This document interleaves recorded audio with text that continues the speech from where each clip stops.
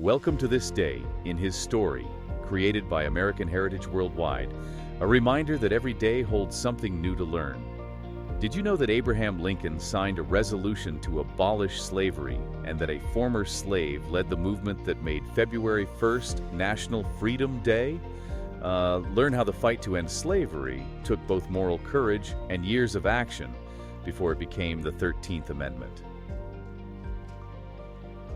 The mission for this deep dive is to connect two, well, really different threads. You've got the high-level legal stuff with Abraham Lincoln. Right, the politics. And then you have this incredible boots-on-the-ground story of a man named Major Richard Robert Wright, Sr.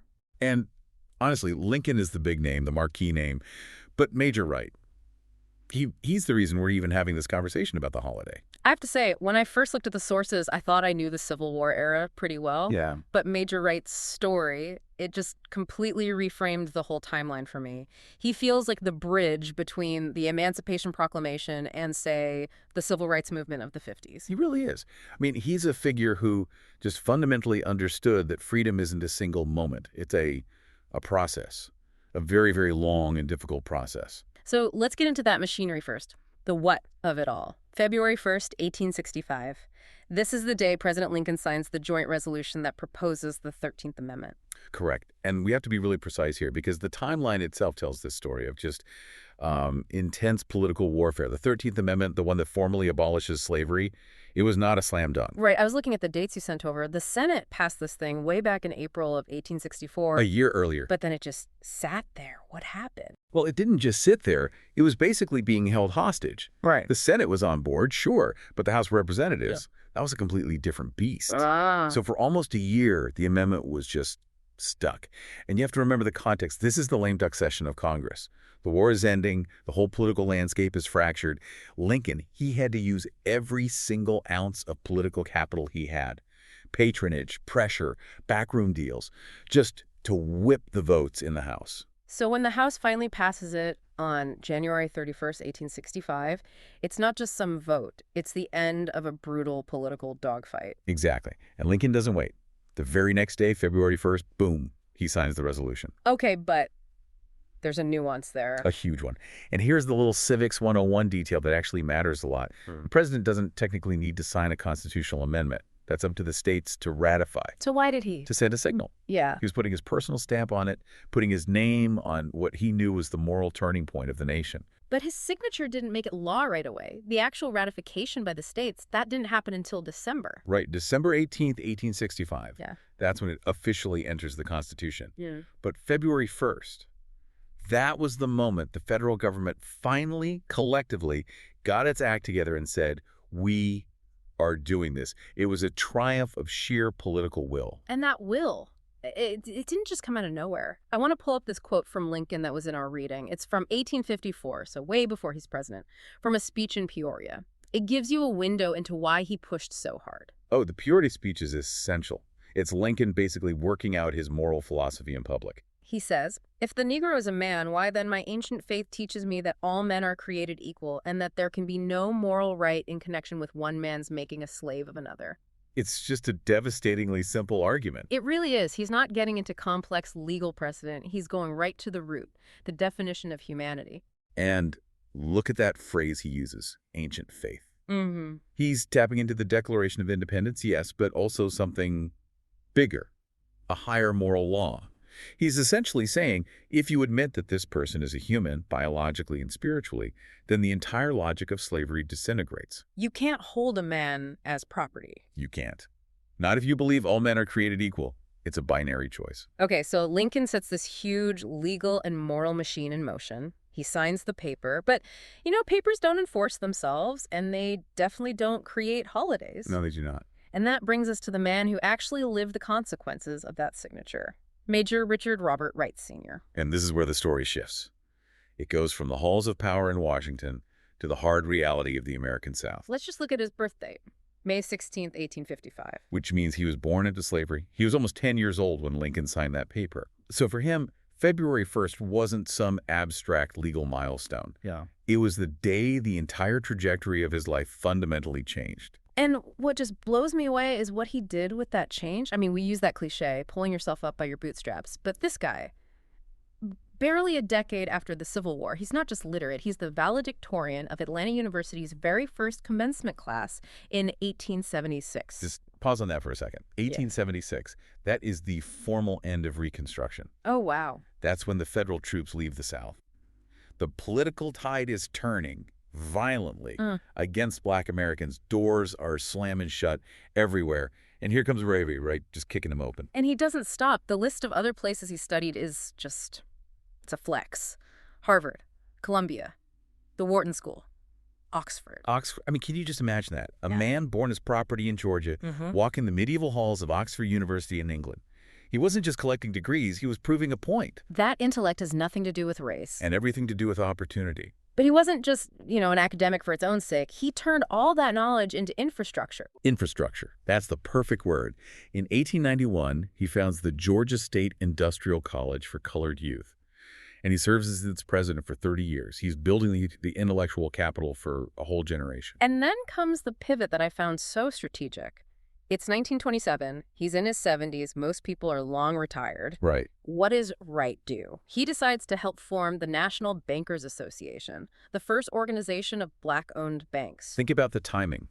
1927. Segregation is the law of the land. And economic disenfranchisement is how the system kept control. You can be free on paper, but if you couldn't get a loan or buy a home or even save money safely, were you really free? So he saw that the 13th Amendment was basically toothless without capital. Precisely. He knew that real lasting freedom required economic power. So moving from education to banking, that wasn't some random career change. It was the next logical step in securing liberty for his community. He was building an economic fortress. So we have this educator, this banker, this intellectual. And then in the final chapter of his life, he becomes a lobbyist. A lobbyist for memory. This is the part that really got to me. He's in his 80s. He sees that as the years are passing, people are forgetting. They're forgetting the specific mechanics of how freedom actually happened. They're forgetting February 1st. Yeah. So he starts a campaign for a National Freedom Day. And this was not easy. This is the 1940s. Jim Crow is alive and well. A Black man in Washington demanding a federal holiday to celebrate the end of slavery.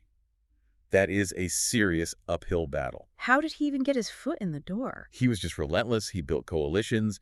He used that incredible network he'd built over 50 years as a college president and a banker, and he framed it brilliantly, not just as a Black holiday, but as an American celebration of liberty for everyone. Smart. And he started grassroots traditions before the law even existed, like laying wreaths at the Liberty Bell in Philadelphia. And the timeline of when it finally happened is, well, it's bittersweet, isn't it? It really is. Yeah. Major Wright passed away in 1946. He was 94 years old. And the bill passes Congress in 1947. Just a year later. And then President Truman signs it into law on June 30th, 1948. Wright never got to see the ink dry on the paper. But he had to have known it was coming. It's almost biblical, like Moses seeing the promised land but not getting to cross over. It is. But if you look at the whole arc of his life, from a slave cabin to Oxford to the White House, he knew that the work itself creates the result, even if you're not there for the ribbon cutting. His legacy was securing that memory. He made sure the moment that changed his own life would not be lost to history. So today, the tradition that he started, that wreath laying at the Liberty Bell, that's still the main observance for National Freedom Day. Which is just symbolically perfect, isn't it? Connecting the 13th Amendment all the way back to the founding ideals of 1776. Now, I want to shift gears for a minute. We've covered the history and the man, but our sources also included this text that takes a very different angle. It looks at freedom through a theological lens, specifically the Book of Ether. Right, this is a fascinating pivot. It moves us from talking about freedom as a legal right to something more like freedom as a spiritual covenant. The text points to a specific scripture, Ether chapter 2, verses 10 and 12. It talks about America being a choice land. Yes, and the quote from the text says, "Behold, this is a choice land, and whatsoever nation shall possess it shall be free from bondage and from captivity, if they will but serve the God of the land, who is Jesus Christ." That is a massive if. It's a huge if. And, whether you approach this from a religious viewpoint or a purely secular philosophical one, the core argument is the same. Liberty is conditional. The source material is basically arguing that freedom isn't the default setting. It says that to preserve liberty, you have a responsibility to serve something greater than yourself. Exactly. It poses the question right in the text. How does serving God help us to preserve our freedom? The implication is that a society that's focused only on self-interest, only on my rights, without any sense of my responsibilities, eventually it just eats itself. It collapses back into bondage. It reminds me of the whole idea of civic virtue. If you want to be free from a tyrant, you have to be able to govern yourself. And this text is arguing that the ultimate form of self-governance is serving a higher moral authority. And that connects right back to Lincoln's ancient faith. Lincoln said slavery was wrong because it violated this divine order of equality. This text says freedom is preserved by actively upholding a divine order through service. And when we look at Major Wright's life through that lens, I mean, he's the perfect example of this. He didn't use his freedom to just go relax on a beach. Well, he used every minute of it to serve. He served students, he served business owners, he served the historical memory of the entire nation. that's the connection. Wright treated freedom as an active duty. He understood that if you aren't actively building the infrastructure of liberty, the education, the economics, the memory, it will start to erode. So National Freedom Day isn't just a pat on the back for something that happened in 1865. Yeah. It's a checkup. It's an annual audit. Yeah. It asks us to look at our many freedoms, as the source puts it, and then ask ourselves, are we doing the work required to keep them? It really changes how you see that spot on the calendar. February 1st isn't just some quirky historical date. It's the start of the heavy lifting. And that heavy lifting is still going on. So to synthesize this for everyone listening, we started with a signature in a war-torn Washington, D.C. We followed a formerly enslaved man who climbed to the highest peaks of academia and finance just to make sure that signature was remembered. And we ended with a federal law signed by Harry Truman. An 83-year arc, from the promise of freedom to the national recognition of Freedom Day. And that leaves us with a pretty provocative thought to carry around, I think. It does. The source material asks us to consider how the act of service, whether it's to God, to your community, to the God of the land, as it says, how that actively preserves freedom. And I think that's the question I'm going to be sitting with. Is freedom a passive state that I just inhabit? You know, hey, I live in a free country, I'm good. Or is it an active duty I have to perform? If Major Wright were here, I think he'd tell us all to get to work. He would. Freedom is a verb. Freedom is a verb. I Yeah. love that. Thank you so much for unpacking all this with me today. It's been a real education. It's always a pleasure. And to everyone listening, maybe take a moment this February 1st, Google Major Wright, read the 13th Amendment, and just think about what you're doing to help keep that engine running. Thank you for joining us for this day in his story. May the lessons of yesterday inspire you to see God's hand today and to play your part in his story now. For more faith-based learning, visit ahsworldwide.org, the homeschool for faith and family.